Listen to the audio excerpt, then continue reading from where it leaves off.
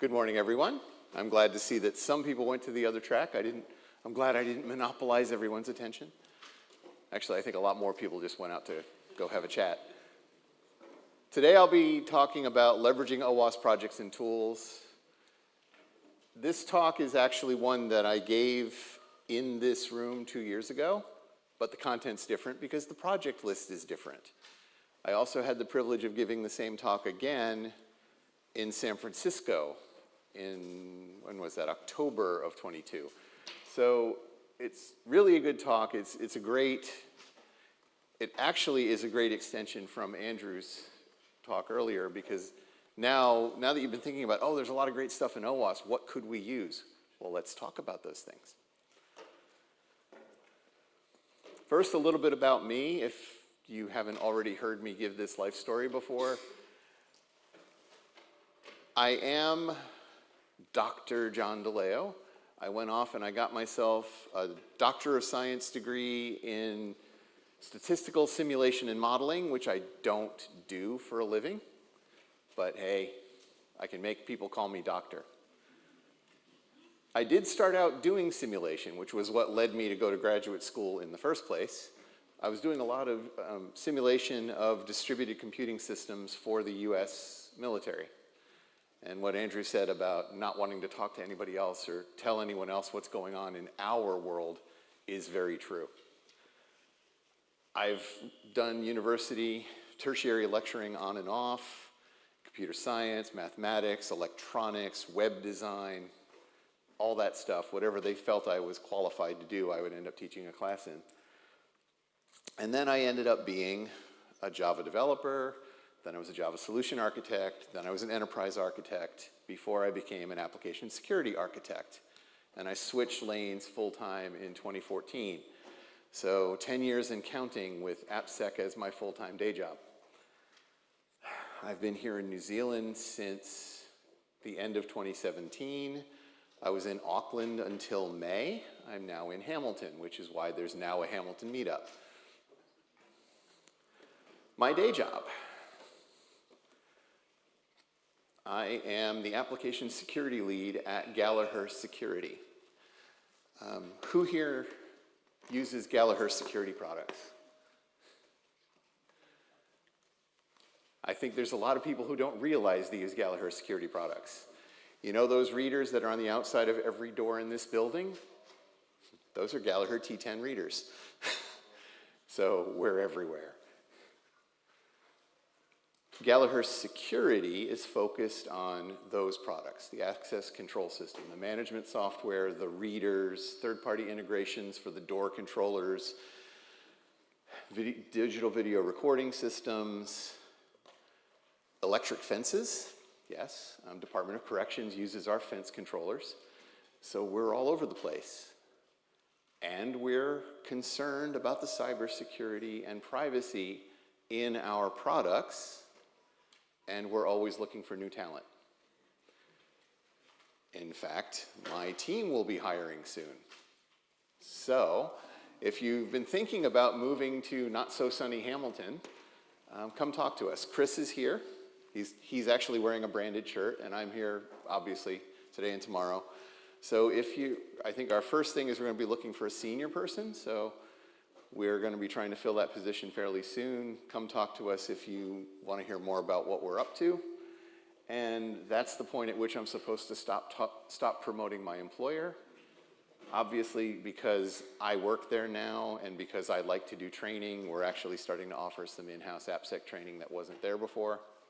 Yeah. You do what you know how to do, right? And then there's my other job. So I've been a chapter leader here in OWASP New Zealand pretty much since I got here. I came to OWASP New Zealand Day in 2018, put my hand up to start helping out, at which point the Auckland meetup leader said, oh, great, I'm moving to Wellington, here you go. And I've been doing that since I led the Auckland meetup until I moved away. And now Austin, who is our next speaker in this room, is leading the Auckland meetup, and I started one up in Hamilton. I've been chairing the conference since 2019. We're going to have Global AppSec Auckland, as Andrew mentioned, next year, this week, next year, at the other Auckland University. So we're going to be over at the Owen Glen building next year. I've been on the core team for the OWASP SAM project, the Software Assurance Maturity Model, since June of 2018. And I've launched the SAMWise project, which is one of those projects that right now is nothing more than a web page. It's a JavaScript application that my team at Datacom donated a few years ago, and it needs some TLC. So if you're interested in helping to launch an agile development project to make SAMWise a viable tool, that's one of those opportunities that are out there. What you can expect to hear in this talk. I'm going to talk a little bit about software assurance and how I think all of the stuff OWASP does fits into that objective. I'm going to talk a little bit about the SAM model. This isn't a SAM talk, so it's not going to be much. You're going to hear me mention dozens of projects, but actually talk about fewer. And then at the end, I'll give you just a few closing thoughts about leveraging OWASP projects and tools, how they can fit into improving your SDLC and your AppSec program. What you will not be hearing is an in-depth treatment of SAM. That's a completely different talk, which maybe I'll do next year. And you definitely won't hear information about every project. So the number of projects depends on where you're looking. So Andrew has the entire project roster, and he mentioned about 345. But if you go to the website today and you look at the list, there are 225 entries. So there are about 100 that aren't even mentioned on the website. In my talk, I'm only going to mention 30 or 40 of them by name, and I'm only going to give you some brief overviews of like 16, and that's going to take the 45 minutes. There's a lot here. Among the projects that I don't talk about may be just the thing your team needs to solve a problem. So one of the things I'll say up front is go check out owasp.org/projects and have a look at what's there. At the very least, look at the cheat sheets. Now, I won't talk about them directly, but I do mention them on a couple of slides. The OWASP cheat sheet series has about 70 separate cheat sheets, which are 4 or 5 page summaries of best practices in different areas. Password management, encryption at rest, encryption in transit, setting up your Cypher suites on web servers, all of that, there are cheat sheets. So start there. Some of the reasons to love OWASP projects. First of all, they are developed and maintained by passionate volunteers who just happen to be experts in their area. So the OWASP Threat Modeling Playbook project, for instance, is led by 2 people who are founders of companies that do lots of threat modeling as consultants. They know what they're talking about. There's a supportive community of users and contributors for all of these projects and all of these tools. In particular, if you go to the OWASP Slack, which Andrew mentioned also, you'll see that there's a channel for each project. So if you have a specific question about Threat Dragon or SAM, you can go into that project channel and ask your question. There are also some topical channels that happen to be lurked in by the leading names in the field. When I was getting started, remember I've only been in AppSec for about 10 years, so I got started and then it became my job to teach people how to do threat modeling. And I didn't know how to do threat modeling. So I went to the threat modeling channel and asked some questions. I got answers, but not from just anybody. I got answers from Adam Shostak and Irene Michelin, because they're active contributors. They want to help people get started in those areas they're passionate about. So they're members of those channels and contributing actively. Make use of the OWASP Slack. It is freaking amazing. And one of the things that I'm planning for us to do is to make better use of the Chapter New Zealand channel. And remember to announce things there more than once a year. In everything that I do, when I present training and all of my talks, I always start with this slide. So some of you have seen it a few times by now.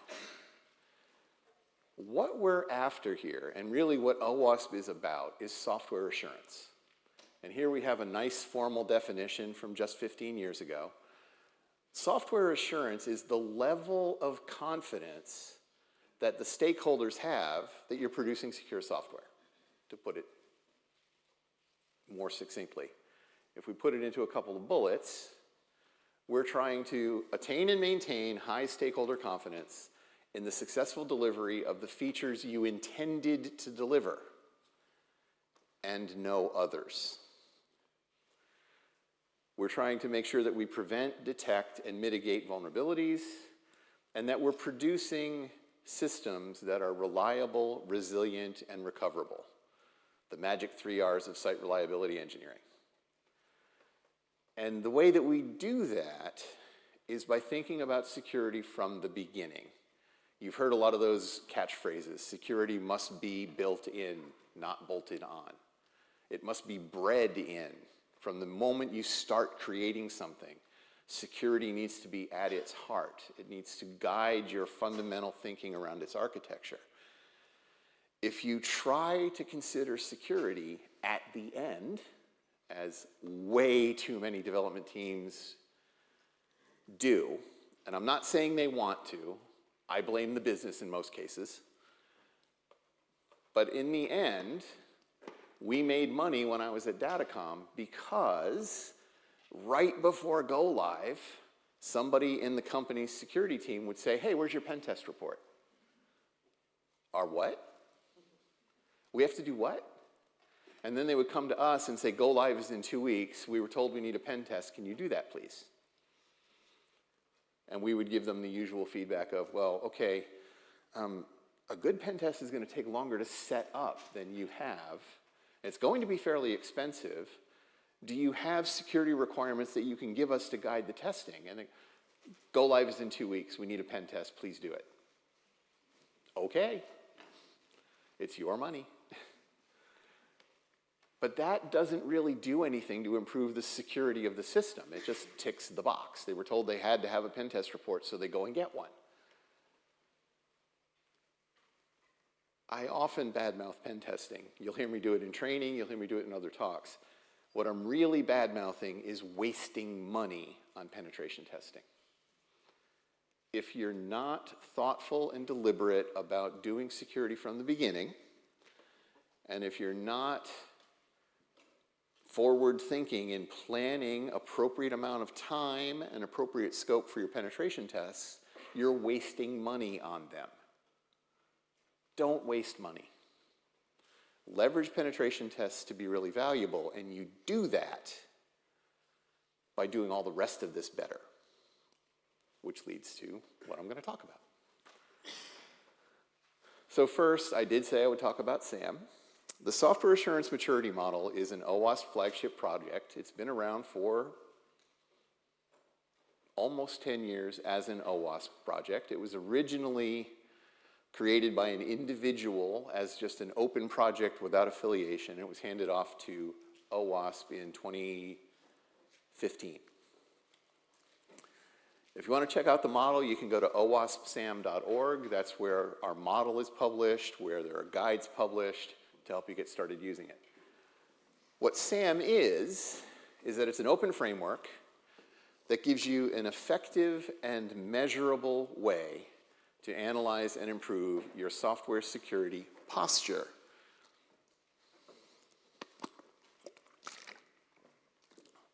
So it's something of a meta project.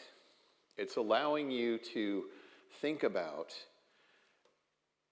are our processes and our practices in development leading us to produce secure software as a consequence of our regular activities? So I talk about this a lot. We want security to be a byproduct of doing things the right way from the beginning, rather than something that we consciously throw into the mix at the end, and sometimes against our will. And SAM is a way for you to assess where you are and identify the changes you can make in your program to make things better incrementally. Build a roadmap. So the resources that you can get from SAM help you to evaluate where you are currently, help you to balance a program that's going to let you iteratively improve things. By going back and redoing the assessments at different points in time, you can track your progress and show improvement, show the needle moving to the people who gave you money to make changes, and then let you build out your metrics and define what your activities need to look like across the entire organization. So usually when we're talking about a SAM roadmap, we say, well, if you're not doing this yet, find the friendlies first, pilot the program with them, take some lessons learned from the experiences with them in order to customize the activity to your organization, then codify it as a standard, and then set an enforced timeline for rollout. Don't try to do pretty much any of these things as a big bang. That's just going to upset a lot of people. This is what SAM looks like. There are 5 business functions. There are 3 practices within each function. There are 2 activity streams within each practice. There are 3 activities within each stream. So that takes you to 90 things to think about. In the top left corner in strategy and metrics, it says, well, does your organization have an application security strategy? Have you actually thought about it and written something down? How many can honestly answer yes to that today? I saw one half-hearted hand. That's kind of how it is. So one of the foundational elements in SAM is say, well, just think about that. What is it that keeps your board up at night? What do they care about? What are their priorities? What's their risk appetite? Capture that and use that to guide your other thinking. That's what the practice says. It's not saying go spend $1 million on consultants and cool tools. It's saying think about it, capture it, and then use it. And that's what you'll see in these other activities as you read through the model.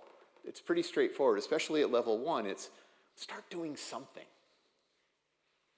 And then at level 2, it's start doing a standardized something. And at level 3, it's have a continuous feedback and improvement process for that something. Typical maturity growth, right? So here's where you see the maturity levels. Implicitly, there's a level 0, which is, yeah, we're not doing anything. And then you have level 1 where it's kind of best effort. You're trying some things out. Some teams are doing it on their own initiative. Level 2 is where you've defined and said, this is our standard practice for the organization. And level 3 is where you've got that feedback and optimization going on. So we're reviewing our practices. We're learning from past activities. We're doing retrospectives on our threat modeling and on our security testing practices and so on. Okay, so that's what I wanted to say about SAM. And SAM, in this diagram, lives in that top left corner, the assessment and road mapping activity. Now, the rest of this talk isn't really mine. You can see I'm referring to the OWASP Integration Standards Project. And this circular diagram is what they call the OWASP Project Wayfinder. So I haven't made this up. It's other dedicated volunteers have put this together. And in fact, Vandana, who was here last year as our keynote speaker, and she was the chair of the OWASP Global Board then, she actually gave a talk on this at the, let me get the name right, the OWASP Global Chapters All Day event, which we held during the 2020 lockdowns. And so she did a talk on this subject, which I said, that is great. And then I adapted it, so I'm not claiming original credit here. And we're going to go through each of those elements and look at what projects and tools OWASP has available to help you in those areas. So first, training and education. Here's a shock. We have lots of things going on in that area. On the awareness side, there's a project that talks about AppSec awareness campaigns. So the project is a set of guides and some collateral that you can use to create your own awareness campaigns. So there are some posters, there are some suggestions for email campaigns. It really is, well, if you want to get started here, here are some things you can do. The OWASP Top 10 family, which of course Andrew talked about and I'll talk about a little bit. There's a board game. So there's an application security snakes and ladders game. That's printable board and some interesting rules so that you can play this. And it's really meant as an early introduction for youth to the idea of AppSec. There are broadcasts. So there's the DevSlop show, which regularly publishes, they broadcast live, and then you can also check out their recordings. And then there's the OWASP podcast series, so you can go check those out. On the training platforms, there's the Cyber Scavenger Hunt, there's the Time Gap Theory Project, which is about TOCTO, time of check, time of use, race conditions. So there's actually a training platform just to learn about diagnosing and fixing those issues. Our intentionally vulnerable web apps, our most famous one right now is the OWASP Juice Shop, which is an intentionally vulnerable single-page JavaScript app. There's Security Shepherd, which is a good old-fashioned server-side application with a CTF-style interface. It's actually kind of fun. We've got WebGoat and PyGoat, which are really great applications to verify your application security scanning against. See if your scanner finds all the issues, because there are many. And then Wrong Secrets is specifically about all the ways in which you should not be managing secrets.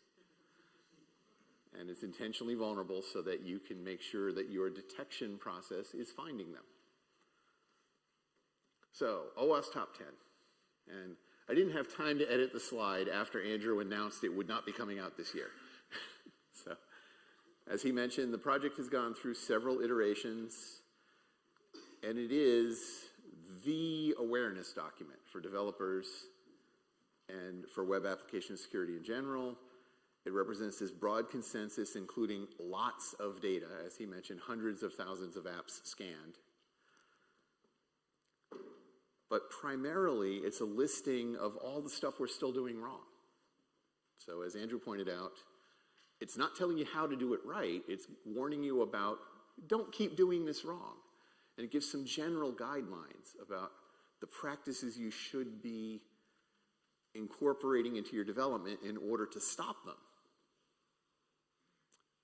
But the places where we really have that available to you in OWASP are things like the developer guide and the application security verification standard. So you can rely on those for more of how to do it right rather than be careful not to do this wrong. Nonetheless, the OWASP Top 10 and the other family members are something really great to put in front of the business and the board and say, we've scanned our applications and we're still doing all of this. And as Andrew said, unvalidated inputs have been recognized as a problem for 50 years, and we're still doing it wrong. And then there's the family of projects. Now, again, I would have taken the drone security one off since Andrew said, yeah, that's not really a project, we're going to kill that. But I just went through and I found all of the projects that were listed with top 10 in the name, and there are 25 of them other than the top 10. So there's the API security top 10, the large language models top 10, the CI/CD, the Kubernetes, and so on. Now, even if they're immature, so even if they're just one of these little incubator projects that somebody put up, well, this is what I think the list should be. It's still a great starting point if you're trying to think about it in your organization. So don't discount them immediately just because they're not mature production projects. Just take what they're saying with the appropriate grain of salt. Juice Shop. According to the Juice Shop website, it is the world's most modern and sophisticated insecure web application. And Bjorn and the other guys who work on that project put in hundreds of hours. The interaction with the tool is very capture the flag style. So every time you are able to detect and exploit a vulnerability in the application, you get a flag. There's a separate project that actually Nick Malcolm, who's a volunteer in Wellington, has helped create, which lets you stand up a multi-server capture the flag environment. And you can run these competitively within an organization. So I've done it for Cybersecurity Awareness Month. We stood it up and turned people loose and gave them prizes when they scored the highest points. It covers things like having path traversal enabled, having backup files published to WebRoot, doing a few things around like open source intelligence, being able to learn things about a user to figure out their password. All that kind of stuff is in there. It's a great learning tool. Around culture building, there was a project, and it was called the Security Champions Playbook, and then it disappeared from the OWASP website, and it's now reemerged with a different name, and it's missing some of the cool artifacts from the old project, but you can still get to the old ones. And then there's the Security Culture Project. So the project is now called the Security Champions Guide. And it's a fairly new project which has some information on its site. But this image isn't there. This image you can find if you go out and find the Legacy Security Champions Playbook project, which has been published independently. The Security Champions Guide project is talking about a lot of the same things, but they don't have a handy image like this yet. So this is talking about how would you set up a Security Champions program in your organization. And you can see, well, we need to identify the teams that could use champions. We need to define what a champion's role is. We need to find a way of identifying and nominating champions. We need to set up communications. We need to get them training. We need to make sure that they get recognition and support in their role. Okay. If you're in one of those development organizations that says, well, we expect everybody to put in a minimum of 45 hours a week closing tickets, and oh, by the way, here are 2 other roles you have to fill, then it doesn't work. It needs to be something that's recognized as part of their workload, that's going to take time, that they need to be given time, given training, and given recognition for. So just saying, oh, we have security champions isn't going to do it. You need to make some investment. And this is, I consider it to be part of the slow down to move faster approach.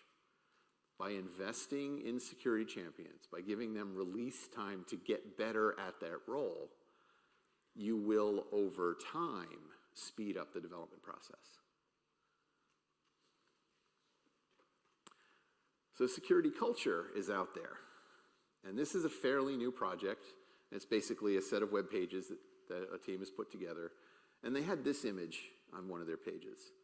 And you'll notice that the bulk of the promotion and activities are being done by security champions. So while security champions have actually fallen out of favor in a lot of business contexts, we really need them. On the operations side, we have a couple of cool things. There is the core rule set. This used to be called the mod security core rule set. And then we have the Coraza web application firewall. So the core rule set has been around for a long time. And basically this was OWASP took ownership of managing the Apache web server's mod security rule set. So if you're running an Apache web server and you turn on mod security, what it does is it enforces the rules in CRS. Now what the project has done is taken that definition, and they're using the definition language that mod security understands. They've now generalized it so it can be used by other security tooling. So other compatible WAFs can now import the CRS. They provide simulations so that you can actually test your application to make sure that with the rule set in place, the right things are being blocked. Now the Corazza WAF, which hasn't been around for very long, is a production project.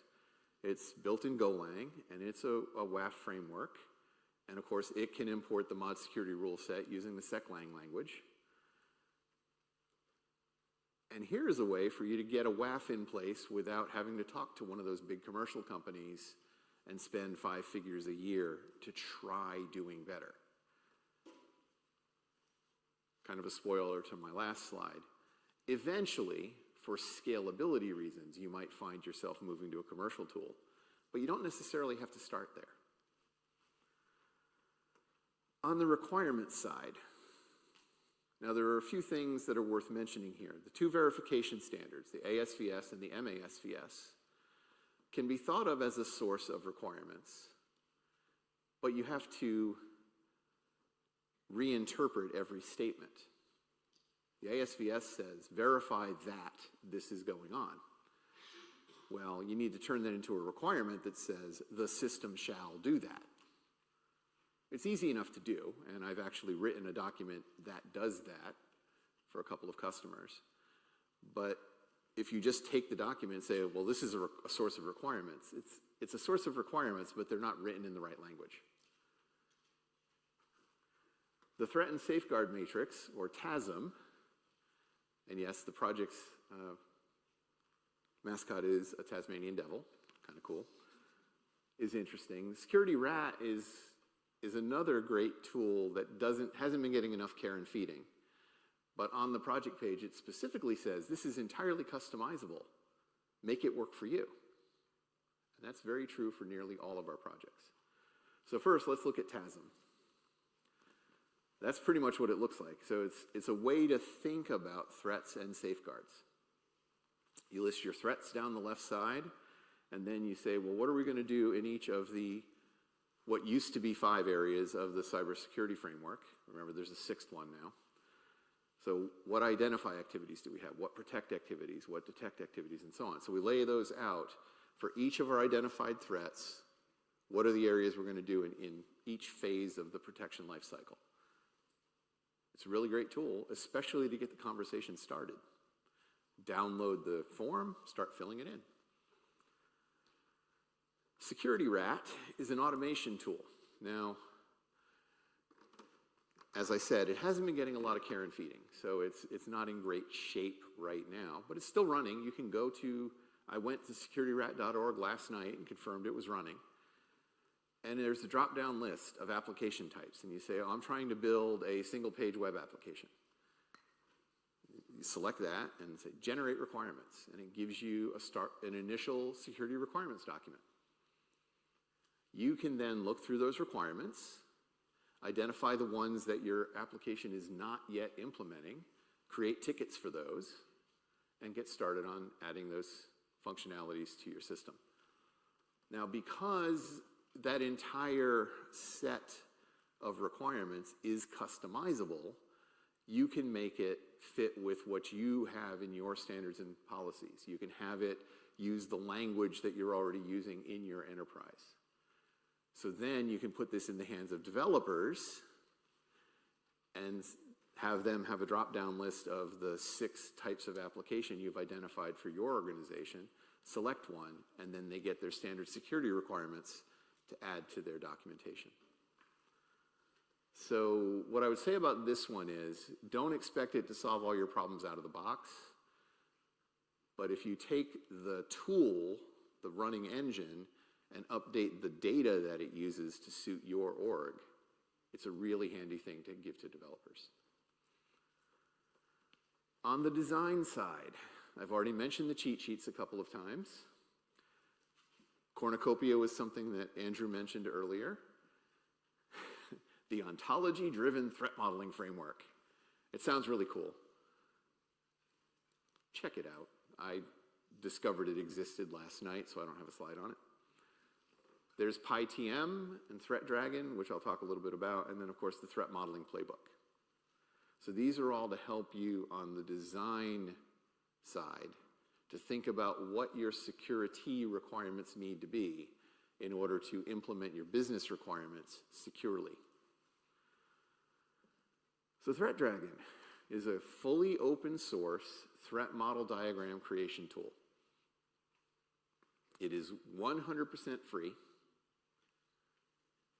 You are welcome to download it, run it on your desktop. You can take the web version and set up your own internal web server in order for, and let people log in and start creating models, completely free. It has 0 content. And it has no support for things like using templates and libraries. But it's free.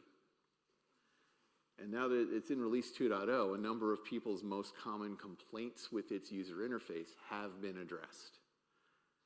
Like, you can now Zoom. That's kind of important.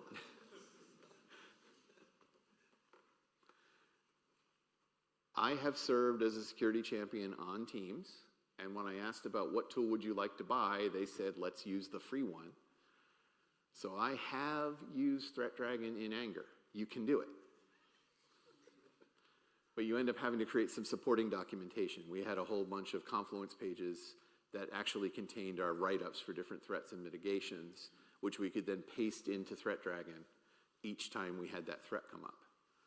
Because it doesn't have that kind of automation support some of the commercial tools do. PyTM. And this is actually, the project is led by Izar Tarandak, who is one of the signatories of the Threat Modeling Manifesto, and he's spoken on threat modeling at the user story level at a number of OWASP conferences. So what he wrote, wow, I didn't think it was going to go that fast. What he wrote was this Pythonic framework where you write Python code to describe the application, and then you execute the Python to generate your diagrams and your threat lists. A lot of programmers think, oh, that's really cool. And then the business analysts go, but where's the picture? How do I work with this? So there's some interesting conflicts because the interface just makes sense to developers. But it's not a drag and drop diagramming tool. So the BAs kind of go, what do I do with this? And then there's Cornucopia. There are now 2 editions. So there's it's a card game to help support secure coding design. It's similar to the Microsoft deck that was issued 10, 15 years ago called Elevation of Privilege. And it's based on the Secure Code Practices QRG. You can see that there are these 6 suits. So you can see there's the 4 of cryptography and the 8 of platform and code. So they talk about a particular kind of threat, and then as Andrew mentioned at the bottom, there are references to the ASVS sections. These are the verifications you would perform to see if you've defended against this threat. So there's a website app edition and there's a mobile app edition. Right now, OWASP isn't selling printed card decks, but you can go to the website, download the Adobe Illustrator files, and get them printed locally. And who knows, in my infinite spare time, I might do that again. We did that for the previous edition of Cornucopia, and we sold the last of those decks last year. So maybe we'll do it again with the new editions. On the implementation side, there are the proactive controls and dependency track. There are still some libraries out there to help you get things done, the Enhanced Security API and CSRF Guard. So the proactive controls, and Jim Manico is one of the leaders of this project. Now, instead of looking at the most prevalent vulnerabilities, this is the most important things for you to be implementing from the get. So define your security requirements, secure your database access, encode and escape data, validate inputs. This is the kind of stuff we should be teaching developers in that AppSec module that Andrew referred to. These proactive controls everyone should be doing. And then dependency track is a free and open source tool for tracking the use of dependencies across your organization. It imports SBOMs to build this master database of who's using what versions of what dependencies. And it's free. Uptake on this project isn't as big as it was because so many of the commercial tool vendors throw in SCA, software composition analysis, essentially for free, which then gets you to use their tool suite. So if you're already using a commercial tool that provides SCA, sure, use that. If you're at an organization that hasn't made that investment yet, like some I've worked in, this is a really great place to start. On the verification side, well, there's the web security testing guide, the mobile security testing guide. You've got some frameworks which help you to link together things that have been output from other projects, and then some tools. And we're going to look at AMAS, Code Pulse, and Defect Dojo briefly here. And I keep getting I've already got my yellow card, so we're going to be running out of time soon. So AMAS is a free open source attack surface analysis tool. It's Nessus for cheap companies. It helps to map your network attack surface. It helps you to identify your assets. And it's external asset discovery. So it looks into your network and says, this is what I can see. And then it has a number of information gathering and active reconnaissance techniques that are all in there, and they're open source and configurable. There's Code Pulse. Now, this is a pretty interesting tool. So when you're doing black box testing of your software, you can have this linked into your code base, and it will tell you what code the black box tests are touching and not touching. And then you can start to think, well, what other tests do we need to do to try and touch this other code and see what's going on there? And Defect Dojo, well, it's a vulnerability management tool. It's tracking vulnerabilities that have been identified as defect tickets. This is really great. Andrew mentioned this before. How many developers are happy to be told to use yet another tool for things? The answer is 0. So if you're already using a tool, say one of the commercials like Jira, then rather than standing Defect Dojo up next to that, you probably want to invest in security dashboards and security labels and security backlogs within the existing tool rather than asking developers to go visit yet another one. So some closing thoughts. The first one is, if you saw one of these projects and you said, we could use that, I'm going to go tell my management that we can put up this capability for 0 cost. You're lying. Because free isn't really free. First, there's the learning curve. Then there's the fact that you own administration, maintenance, updates, configuration. And then in most cases, you've got to pay to host it somewhere. So if you stand up an EC2 instance and you need an RDS database, if you need someone to give you a 4-core server in your machine room, there's a cost. You need to make sure that you account for that. Make sure that you're using the right tool for your use case. In many cases, the OWASP tool doesn't have the capacity or scalability for what you need, but it is a really great way to pilot the capability. So for example, if you're trying to get people to do threat modeling, you might start with Threat Dragon. And as soon as you get to about your 5th threat model, you're tired of copying and pasting. You could try to solicit for budget to buy a commercial tool that actually manages libraries. But by then, the practice has already been proven. And don't be too proud to ask for help. Go to the OWASP Slack, ask the volunteers here in New Zealand, reach out to your local community. If you have an internal security team, talk to them. If you don't, you might want to hire consultants. I think at this point I've worked with most of the ones in New Zealand, so we're around. Some resources you might want to check out, including there is the site to get to the Security Champions Playbook. You see it's being hosted by Cordis now. And that's it from me with about 30 seconds for a question.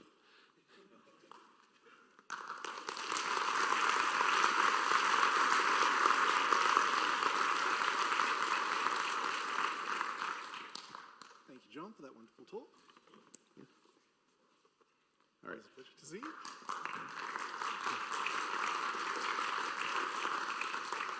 See, now I have mine to put up on eBay.